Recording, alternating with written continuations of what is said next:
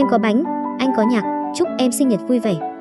Đó là dòng caption của bác Tài khi bất ngờ gặp một người đàn ông xa lạ không quen biết, trên tay ôm chặt hộp bánh sinh nhật.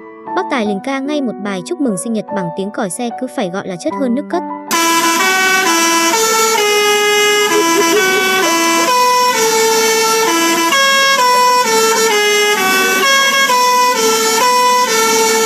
Đoạn clip chỉ vài giây, không biết phản ứng người đàn ông sau đó thế nào, nhưng chắc chắn quãng đường vạn dặm của cả hai sẽ thêm nhẹ nhàng, vui vẻ hơn gấp bội nhờ tiếng còi yêu đời của bác Tài nọ.